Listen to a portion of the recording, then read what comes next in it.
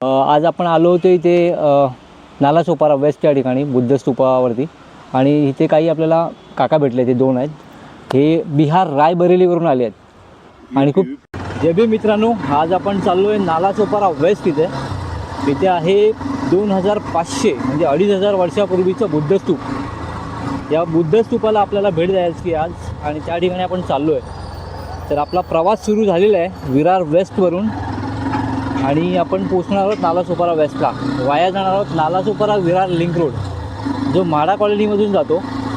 आणि रस्ता फार सुंदर आहे तिकडचा, एकदम मस्त रस्ता आहे. तो तुम्हाला मी दाखवणार आहे, तुम्हाला दिसणारच आहे व्हिडिओमध्ये. आणि आता आपण निघालो. चला तर मग तुम्ही व्ह्यूचा आनंद घ्या.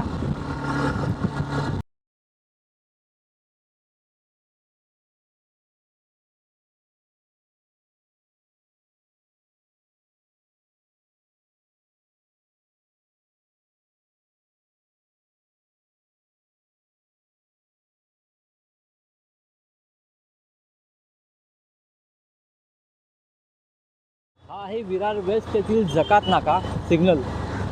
बघा, हा 4 रस्ते आहेत तिथे. एक माडा कॉलनीला सरळ जातो आहे, इथून राईट मारला तर जाणार बोळिंजला, लेफ्ट मारला तर इथे सरळ जाणार स्टेशनला.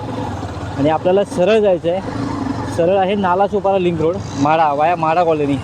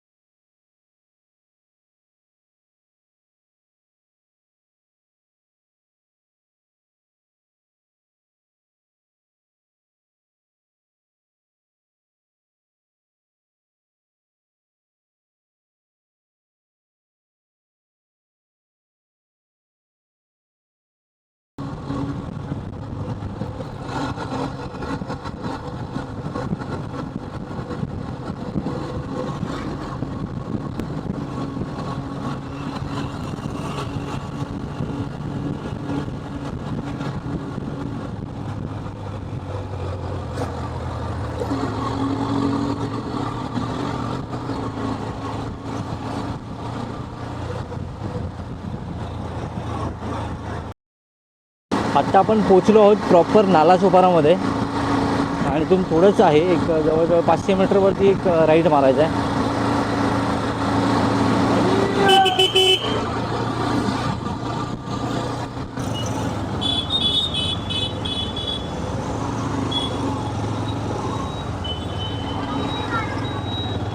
हे राईट, आता आपण राईट मारलेलं आहे. आणि इथून बघूया आता अजून किती लांब आहे. तोपर्यंत आपण फक्त व्ह्यू बघूया नालासोपारा वेस्टचा.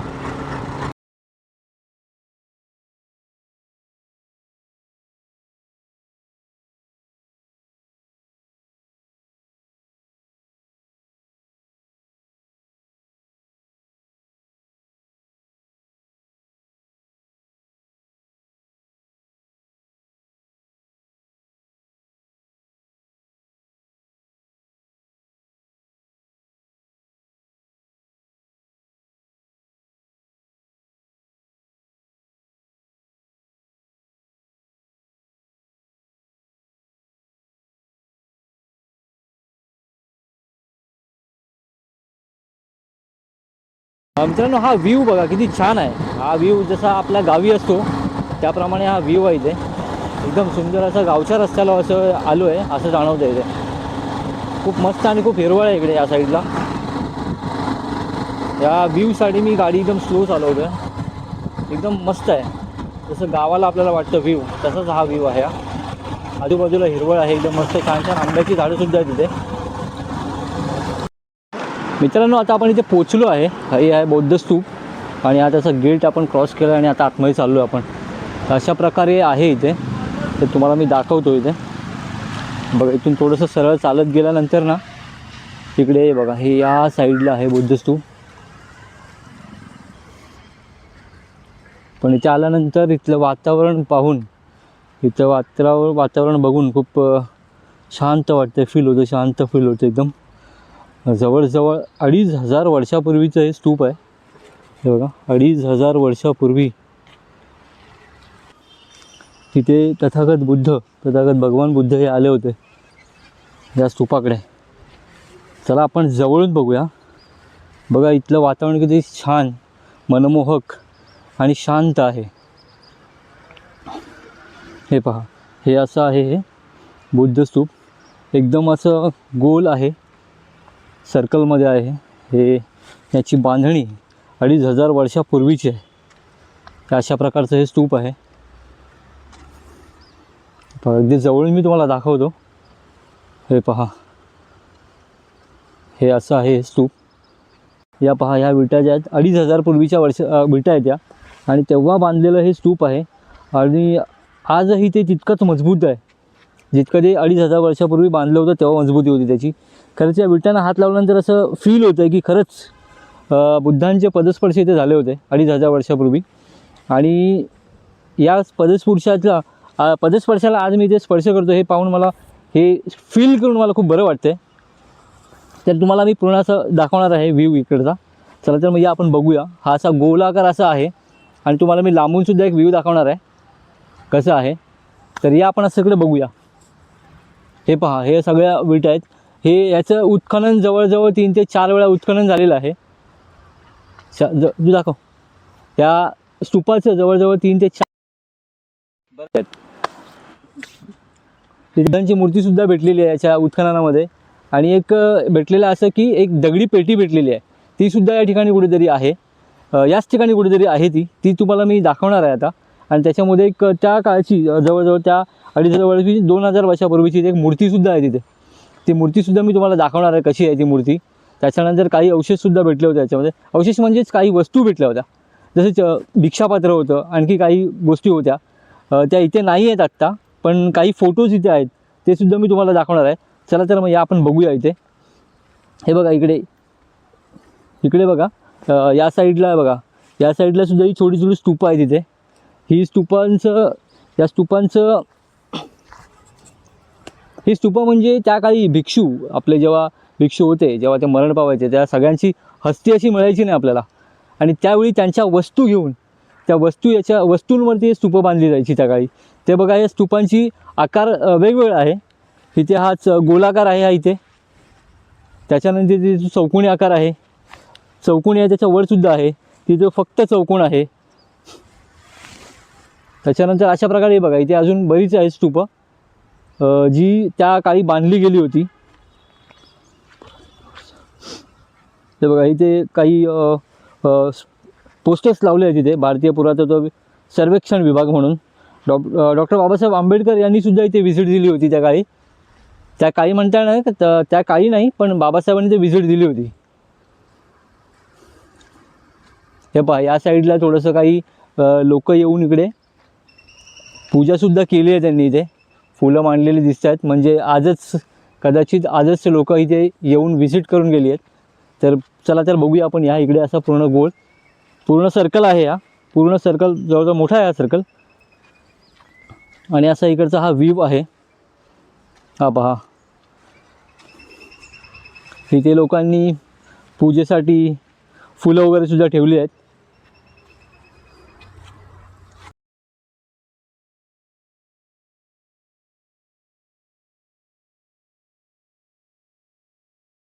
सुद्धा एक छोटंसं असं स्तूप आहे बुद्धांचं, तुम्हाला जवळून दाखवतो. बुद्धांची मूर्तीसुद्धा आहे इथे. ही पहा, ही बुद्धांची मूर्ती होती इथे, पण इतक्या वर्षांचं ते आहे त्याच्यामुळे ती कदाचित तुटली आहे थोडी. तर हे असं स्तूप आहे.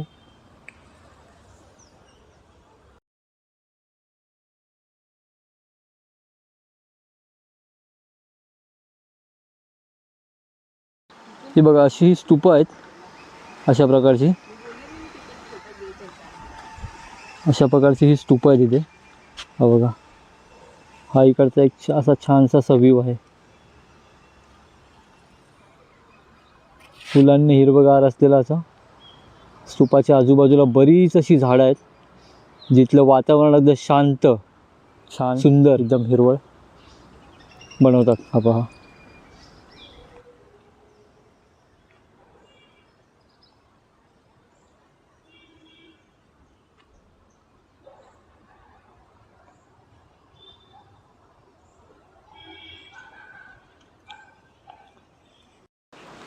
तर मित्रांनो, मगाशीच मी तुम्हाला बोललो होतो की एक दगडी पेटी भेटली होती.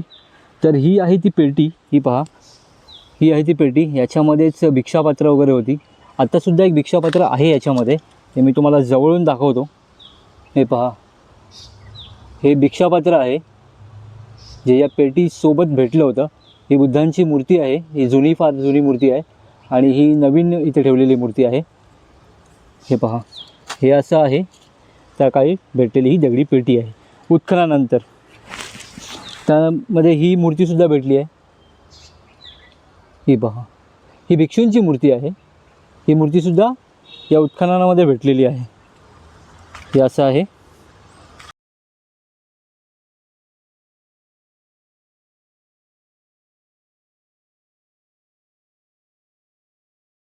आज आपण आलो होतो इथे नालासोपारा वेस्ट या ठिकाणी बुद्ध स्तूपावरती. आणि इथे काही आपल्याला काका भेटले. ते दोन आहेत.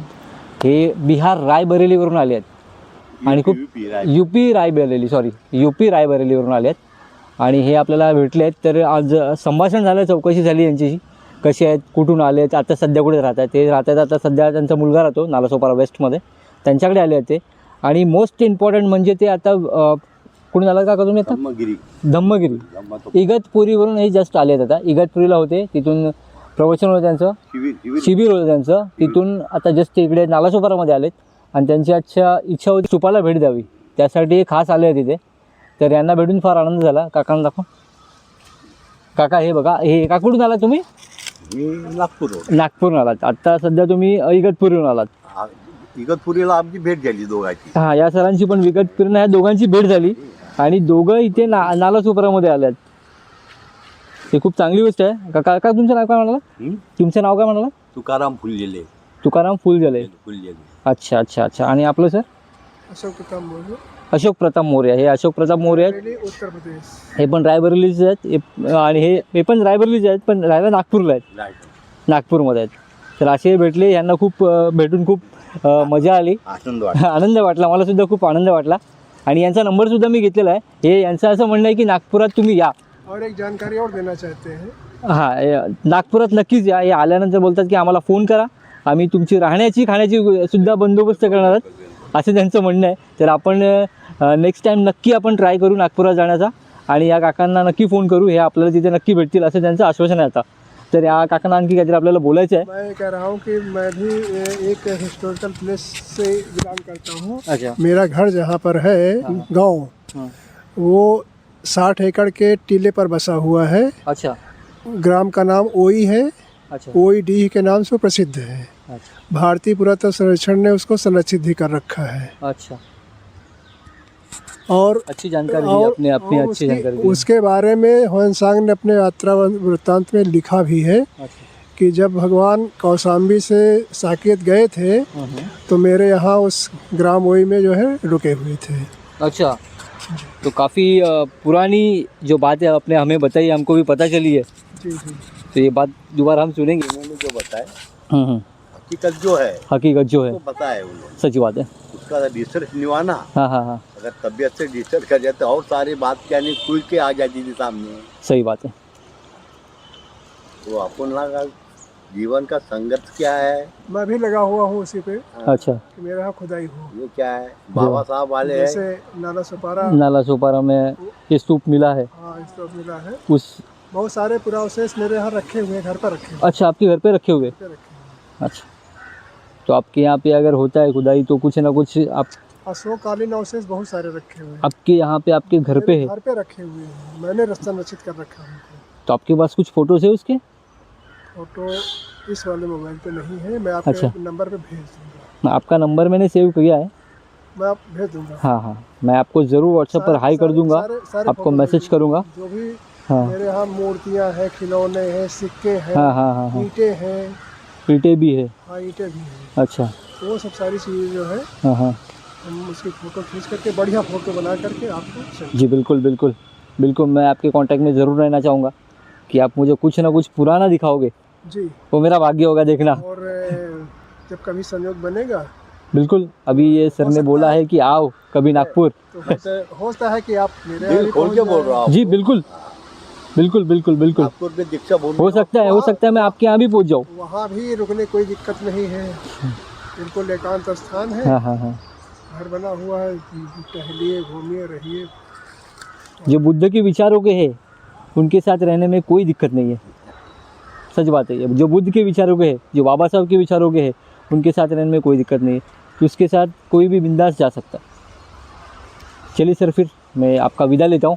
हाँ या बेटा आले नागपूरला या, अरे आप